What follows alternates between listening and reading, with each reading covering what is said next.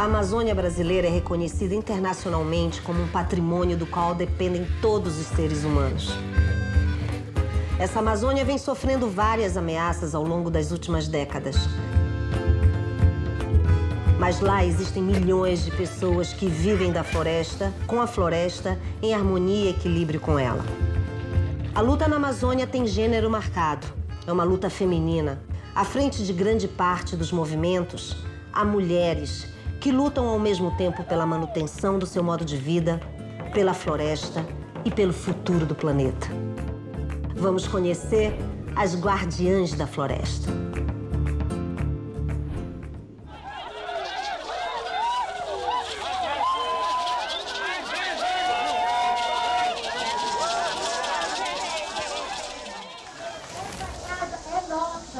Estamos aqui para reafirmar isso. Essa casa é a casa do povo. E nós podemos entrar aqui e sair a hora que nós bem precisarmos ou entendermos de chegar.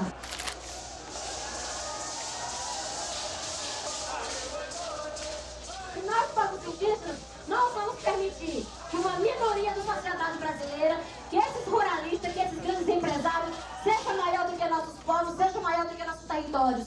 Nós vamos lutar até o fim. Enquanto essas portarias, essa PEC não for revogada, nós não vamos nos retirar dessa casa, que é a casa do povo.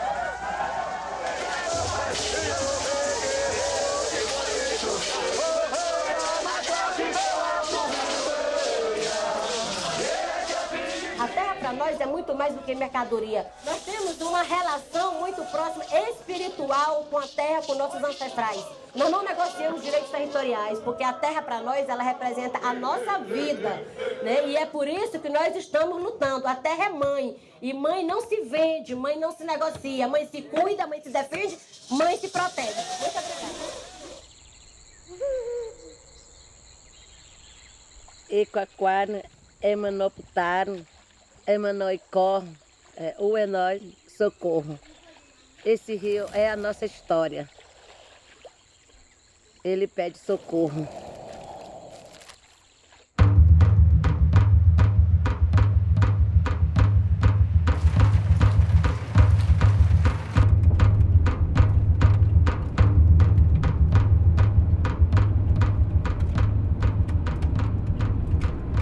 Aqui é o município já onde está a terra indígena Araribóia, né? Que é a terra de origem nossa, né?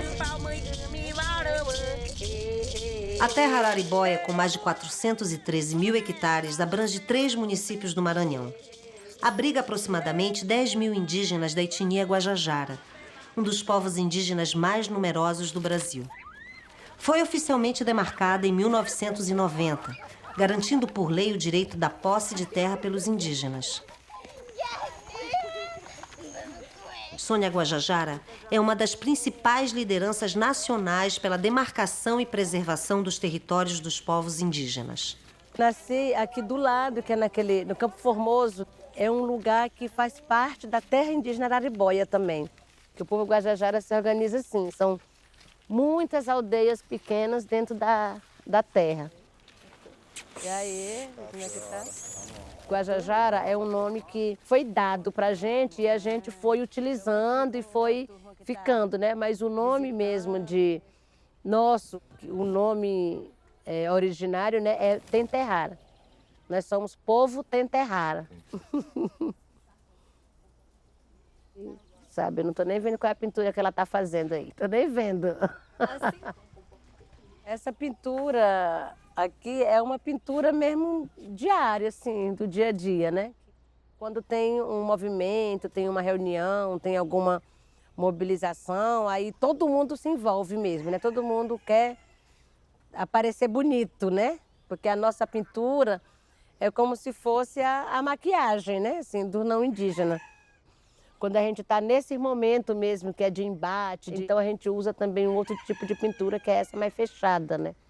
Alguns homens, né, guerreiros, quando pintam, é mais assim, no sentido de camuflar. Já na festa do mel, todo mundo quer mesmo assim, uma pintura mais extravagante, né? A gente usa muito urucum, muito colorido.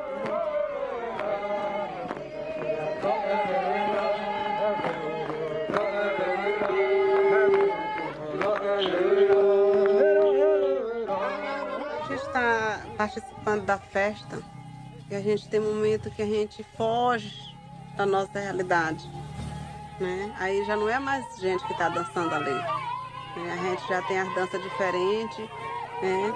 A gente já tem um ritmo diferente, já tem a voz diferente.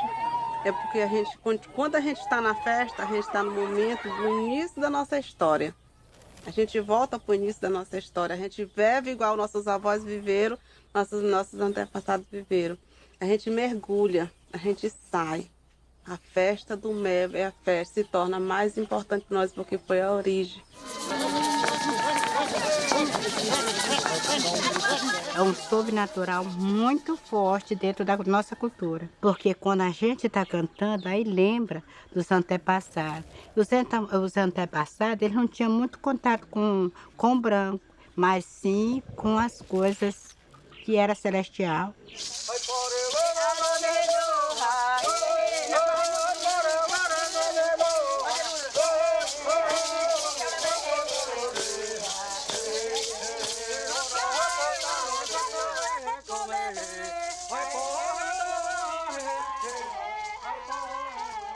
A minha mãe é indígena, né? Aqui, e o meu pai não é indígena, mas sempre conviveu também, né, aqui próximo, né? E na terra Araribóia. A minha mãe até hoje não sabe ler, né? O meu pai, muito pouco. E apesar deles serem analfabetos, eles sempre tiveram uma preocupação muito grande que os filhos estudassem. Então, todos nós saímos assim muito cedo, né, para fora para estudar. Então eles sempre tiveram muito essa preocupação que tinham que estudar para ser alguém na vida, né? E desde pequena eu via sempre a invocação dela. Sempre. As outras até que não são muito chegadas não, mas ela foi mais virada para a cultura, para a tradição. Ela queria conhecer, pisar na terra que é dela.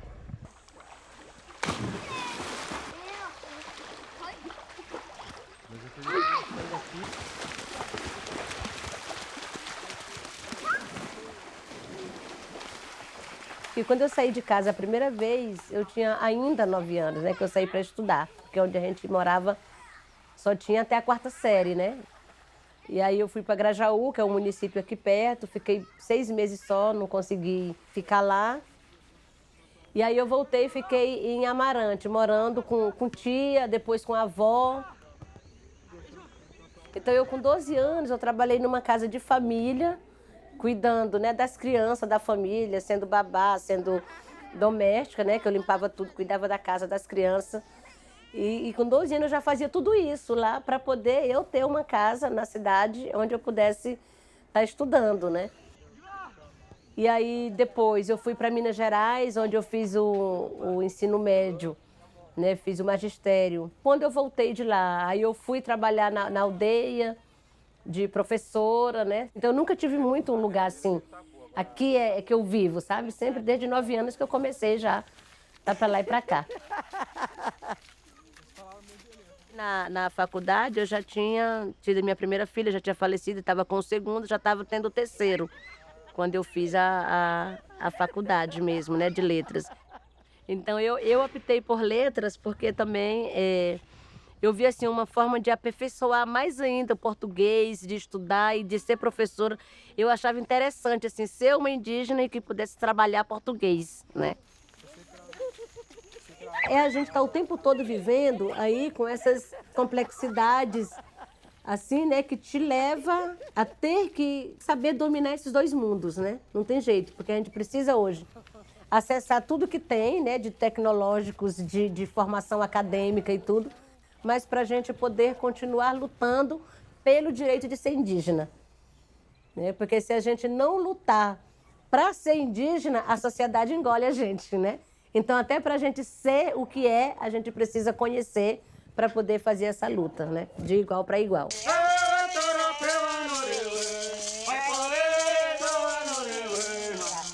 É importante demais essa afirmação de identidade, né? E você se assumir indígena, mas você também conhecer o que está fora, né, do nosso contexto e unir os dois conhecimentos. Quem conseguiu isso, né, essa oportunidade de estudar, de aprender, ajudar aqueles que não conseguiram.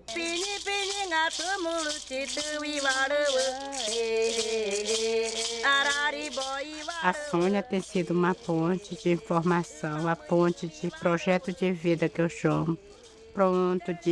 É uma ponte que leva e traz o conhecimento e sempre dizer que ser índio é ser bom. Ser índio é um reconhecimento que a gente não troca. O índio é índio. Não adianta você andar toda maquiada, não adianta que não vai mudar nada.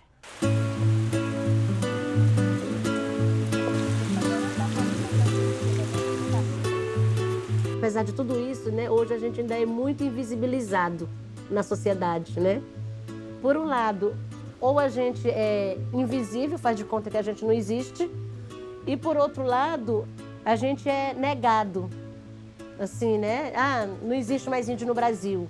Ah, os índios hoje já tá tudo aculturado, sabe? Então, assim, quando enxerga, te enxerga de um jeito diferente. Dificilmente as pessoas enxergam o indígena assim como ele é realmente, né? Que é simplesmente, né?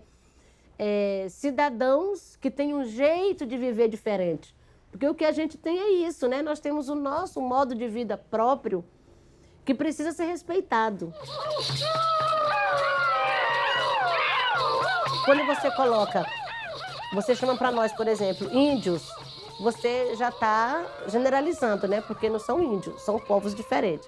Quando você coloca esses povos junto ali de população, você também já está juntando ali no meio como se fosse tudo igual. E aí não é. São diferentes, né? Então nós, assim, né? Sempre afirmamos isso, que a gente quer ser tratado e considerado enquanto povos indígenas, porque respeita a cultura e a diversidade de cada um.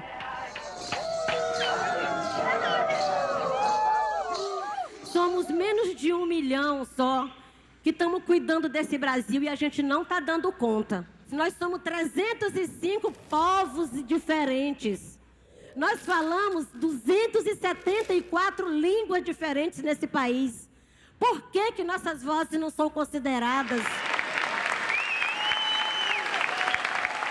Ser indígena hoje, assim, é você ser cada dia muito mais forte, né? Muito mais resistente. Porque tudo que a gente viveu, né? Tudo que a gente passou no processo de colonização mesmo, né? O que foi a chegada dos europeus no Nordeste, por exemplo, né? Na Bahia, onde começou todo esse processo aí de colonização, né? E que os indígenas ali foram amarrados, foram torturados, foram mortos, foram expulsos de tudo quanto é jeito, né? E muitos deles foram, né, obrigados a deixar de falar a sua língua, né? E assim, um processo muito violento mesmo, que inclusive destruiu muitos povos. Porque muita gente era obrigado a não se identificar como indígena, né? Porque ou ele era morto ou ele era escravizado. Houve, assim, aquele período de negação, por medo de morrer até, e houve depois esse outro período onde as pessoas foram voltando a se reafirmar, a se encontrar e a se juntar, principalmente, né? Hoje pela manhã, índios de todas as partes do país vieram à Assembleia Nacional Constituinte para entregar um documento com suas reivindicações. Há uma lei na Constituição que garante, né, os direitos territoriais dos povos indígenas, que inclusive até garante que após a Constituição, né, de 88, 5 anos depois, era para todas as terras estarem já regularizadas. Só que ao invés de regularizar, houve aí uma paralisação muito grande, né, e não se avançou muito nesse processo.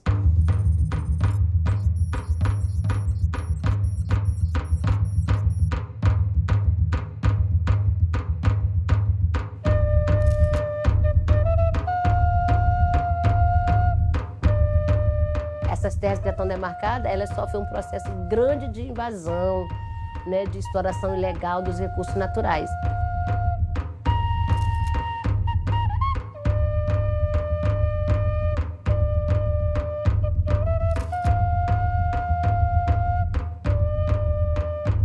Então precisa muito se lutar por políticas efetivas, né, que protejam esses territórios.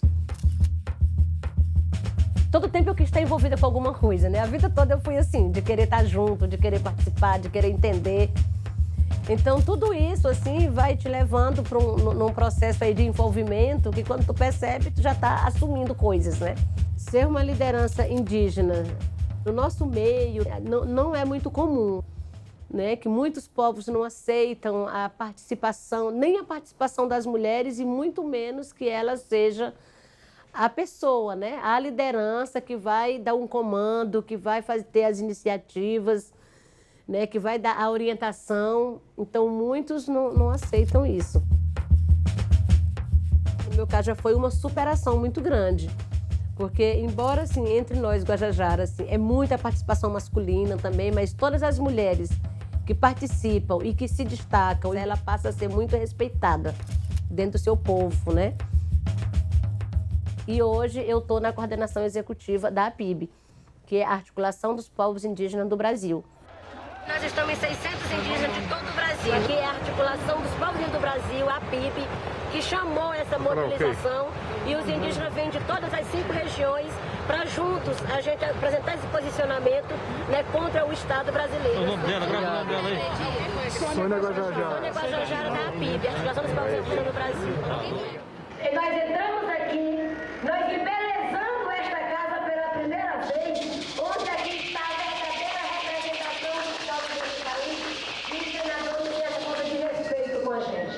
Agradeço muito a vocês que estão aqui, mas lamento muito a ignorância daqueles que aqui se ausentam. Muito obrigada.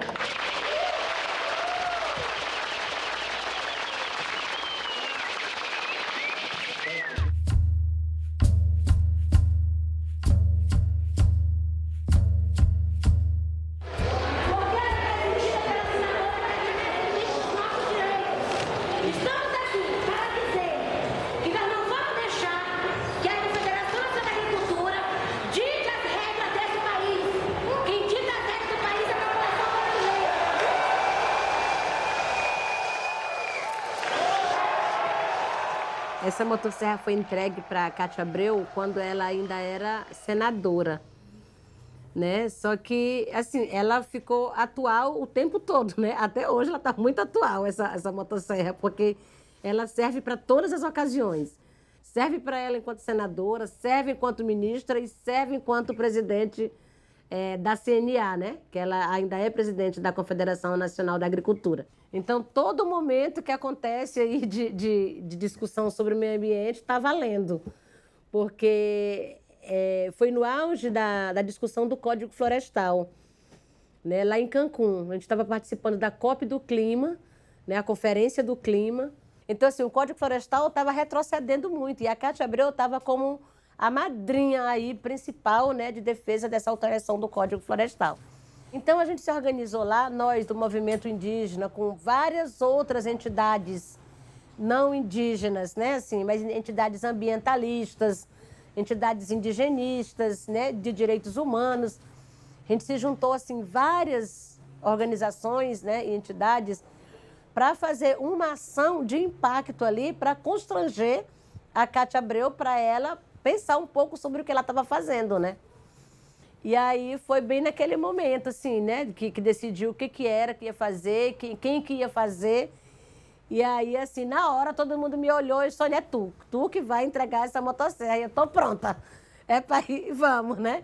A gente levantou 5 da manhã e ficamos esperando elas, a equipe toda distribuída, cada um com um celular, né? Um no café, outro na porta de saída, outro na recepção, assim, todo mundo distribuído, assim, para ver onde ela passasse, o outro já chamava, né? E eu andando lá com a mala preta no hotel, a mala preta e a motosserra dentro, com o cabo assim para fora, mas a gente enrolou um pano de seda na capa que parecia um violão, né? Aí eu fui com a mala, cheguei perto dela, abri a mala de uma vez e bati na costa dela, assim, né? Eu falei: senadora. Aí ela olhou assim rapidinho, aí eu disse: toma, é um presente para você. Aí ela foi para pegar, né? Só que quando ela foi para pegar, ela percebeu que era, né, que não era de verdade, assim. Aí ela cruzou os braços, né? Então ela foi para pegar, mas ela recuou, cruzou. Aí eu disse: é seu, receba, é um presente. A motosserra, o prêmio Motosserra de Ouro, por tudo que você está fazendo pelas florestas no Brasil, né? E pelo meio ambiente. Aí ela: que palhaçada é essa, assim, né? Aí o rapaz olhou, Nossa, mas que índiazinha linda. Ele quis, assim, me tirar de tempo, né? Aí eu receba, né? É sua, né? A motosserra é sua. Mas aí, né, foi só para poder eu insistir um pouquinho mais e tirar foto. E eu sei que teve uma repercussão muito grande, porque foi o Greenpeace que assumiu a questão da comunicação, né? E aí, na hora, repercutiu muito.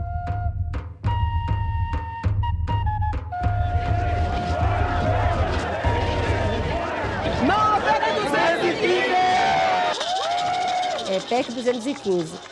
É uma medida legislativa que ela visa trazer a responsabilidade, né, sobre a demarcação das terras indígenas do Poder Executivo para o Legislativo. Ou seja, né, tira lá dos órgãos do Executivo, né, do Ministério da Justiça e da FUNAI, que hoje, né, que são os responsáveis, tira essa responsabilidade de lá e traz aqui para o Congresso Nacional. Os deputados querem que eles sejam os responsáveis para dizer se uma terra é indígena ou não. Lá também diz, né, que eles querem rever as terras já demarcadas. Quando diz rever os limites, é diminuir, né? E impedir novas demarcações. Como se não bastasse ser somente isso para os indígenas, ela atinge ainda, né, as comunidades quilombolas. Hoje tem várias áreas públicas, né, destinadas à unidade de conservação aí para conservar a biodiversidade. Então, tudo isso é para ficar sob a responsabilidade do Congresso Nacional. Né, porque ele quer facilitar aí a ampliação, a expansão das áreas para monocultura, né, para plantação de soja, de cana-de-açúcar, né, para o agronegócio. Porque a maioria da bancada no Congresso hoje, né, como a gente chama a bancada ruralista, eles são os donos mesmo dessas áreas privadas no Brasil, né? Então estão ali lutando simplesmente pelo seu interesse, né?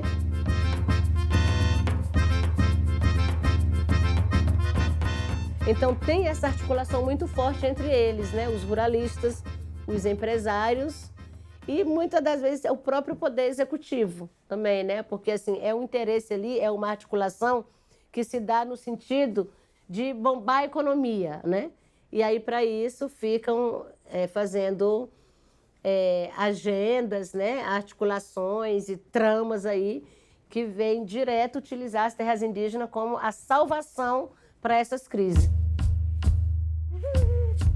Que a PEC 215 ela não afeta só os povos indígenas, né? Porque quando entrega esses territórios que hoje, né, são os mais preservados, quando você tira isso e entrega para o agronegócio, você está totalmente aí destruindo o meio ambiente. Então, não é uma luta nossa só, né? A gente está enfrentando, mas que é uma luta que a gente está fazendo pelo bem comum. E aí é por isso que a gente vai para cima. Hoje dia nós temos ataques violentos, né? Ameaças, assassinatos, morte de nossas lideranças, criminalização. Então nós precisamos ser fortes, sempre mais fortes, para poder fazer todo esse enfrentamento contra esse desrespeito à nossa vida, né? Ao nosso modo de vida.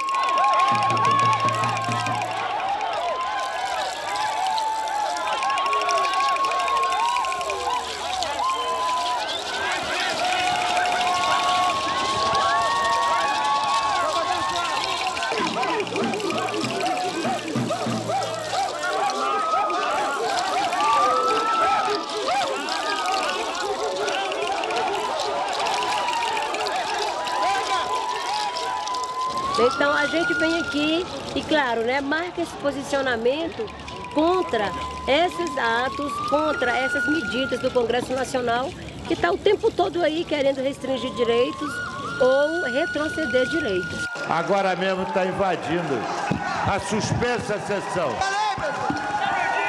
A suspensa sessão. Cerca de 300 lideranças indígenas vieram hoje à Câmara e invadiram o plenário Ulisses Guimarães. O objetivo deles é impedir a tramitação da proposta de emenda à Constituição que muda a forma como são criadas as reservas indígenas. E aí a gente tem enfrentado essa batalha muito grande no Congresso Nacional, né, durante 2014. A gente fez uma luta muito grande lá e no final do ano a gente conseguiu o arquivamento da PEC e a gente fez todas as mobilizações possíveis. Teve mobilização internacional em vários países, teve manifestos em solidariedade, né, à luta dos indígenas no Brasil. Só que aí em 2015, quando abriu o Congresso, a pauta voltou de novo como uma pauta prioritária do governo. Quando o presidente da Câmara, né, o Eduardo Cunha, assumiu, a PEC 215 já veio como a prioridade número 1. Desarquivaram, instalaram a comissão especial para poder dar o parecer, mas, de novo, a gente fez o trabalho todo de mobilização, não conseguiu aprovar em 2015, mas agora, 2016, né, ela volta de novo lá como uma das prioridades. E a gente fez uma articulação também dentro do Congresso com assessores e deputados aliados, que são poucos, mas a gente conseguiu um número, né, assim, pequeno, mas forte, dentro do Congresso, que enfrentou isso lá. Mas essa PEC, se aprovada do jeito que está, ela vai representar o acerramento das relações do campo. Por isso, nós nos retiramos dessa votação.